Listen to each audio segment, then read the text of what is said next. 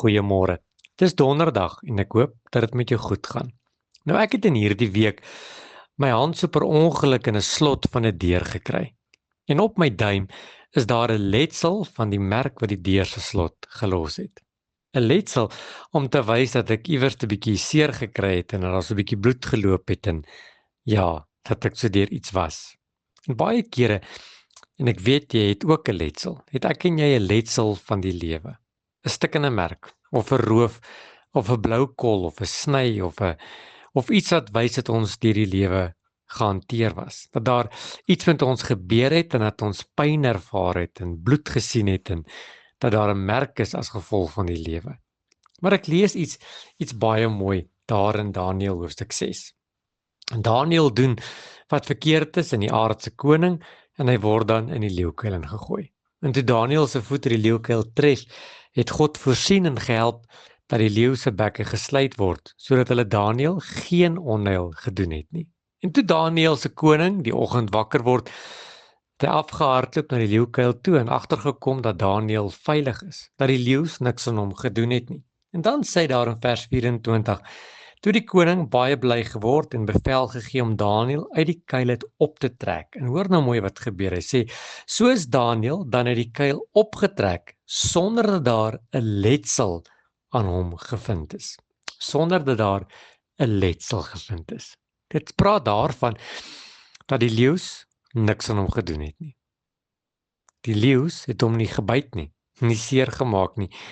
Nie eers die grond en die val waarin Daniël betrokke was toe die leeukuil ingegooi is, het 'n letsel aan hom gelos nie. Nie 'n blou kol nie 'n kneusmerk nie. Nie iewers te waar 'n roof gevorm het as gevolg van die harde vloer of van die leeu se nals nie. Daniël het geen letsel gehad nie. Maar hoor waarmee eindig die vers.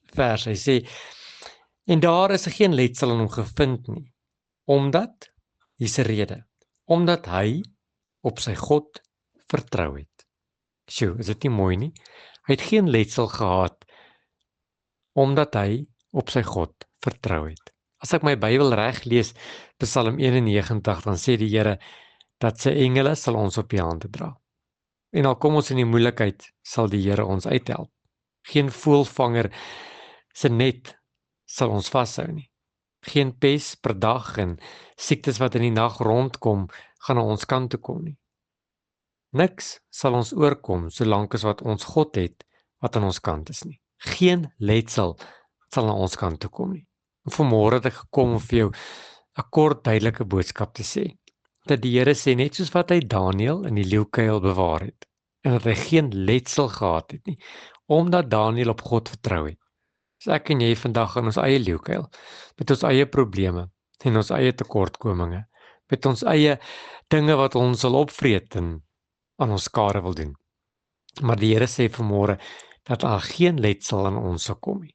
Met ander woorde, niks sal ons skade aandoen nie, solank as wat ons op God vertrou. Dan wil ek jou vanmôre vra, waarin plaas jy jou vertroue? Plaas jy jou vertroue in die Here? Plaas jy jou vertroue in die God van Abraham, Isak en Jakob? Plaas jy jou vertroue in die God wat nog nooit verander het nie? Of plaas jy jou vertroue in 'n mens? Want as jy op God vertrou, sal hierdie wêreld geen letsel aan jou los nie. Here, baie dankie dat ek vandag meer as 'n oorwinnaar is en dat hierdie wêreld geen letsel aan my sal los nie. Amen.